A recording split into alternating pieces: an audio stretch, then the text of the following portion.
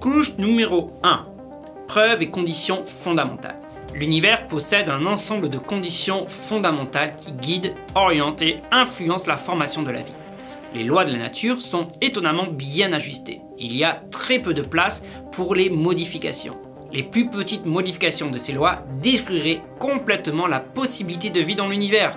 L'univers apparaît finement réglé de 3 manières spécifiques. 1. Les forces gouvernant l'atome sont favorables à la vie.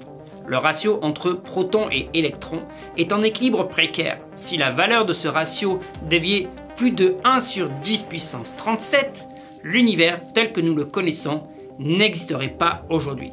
Si le ratio entre les forces électromagnétiques et la gravité était altéré plus de 1 sur 10 puissance 40, l'univers subirait un destin similaire. Pour rappel, 1 milliard, c'est 1 10 puissance 9.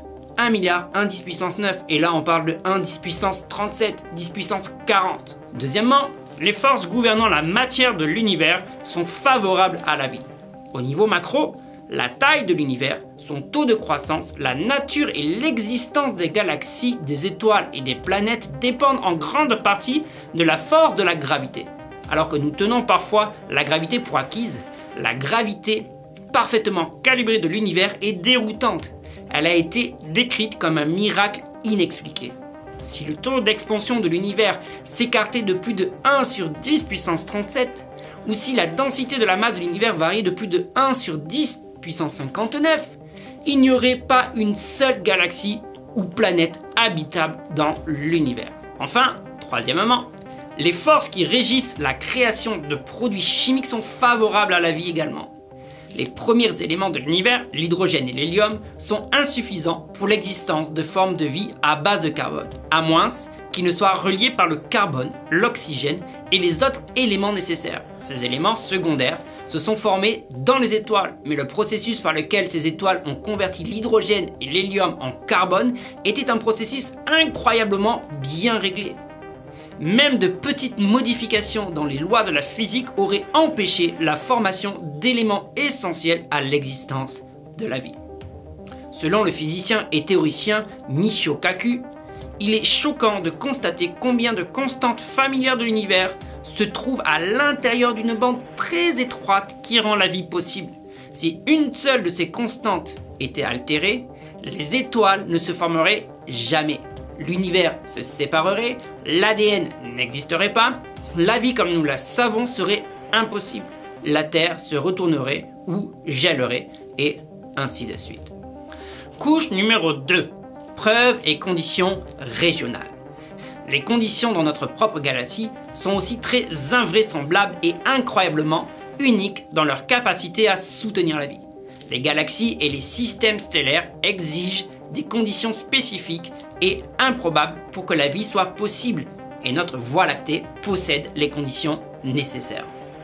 La forme de la Voie lactée est favorable à la vie.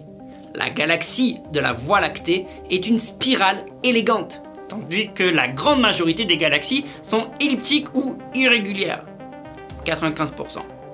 Cette forme en spirale fait une différence. Si notre galaxie était plus grande et irrégulière, plutôt qu'en spirale, son noyau libérerait un rayonnement destructeur et de la matière nuisible à l'existence de la vie. La position de la Voie lactée est favorable à la vie. De plus, la Voie lactée est séparée par une distance juste suffisante des autres grandes galaxies et des amas galactiques denses pour se protéger des interférences gravitationnelles. La taille de la Voie lactée est favorable à la vie. La position de notre Soleil est favorable à la vie. La composition de notre Soleil est favorable à la vie.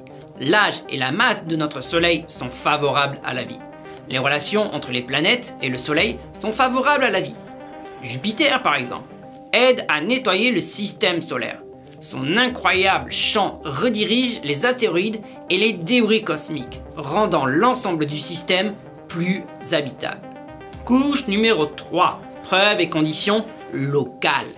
Les conditions locales de la Terre présentent un ensemble de caractéristiques tout aussi improbables qui nous donnent des raisons d'être suspicieux.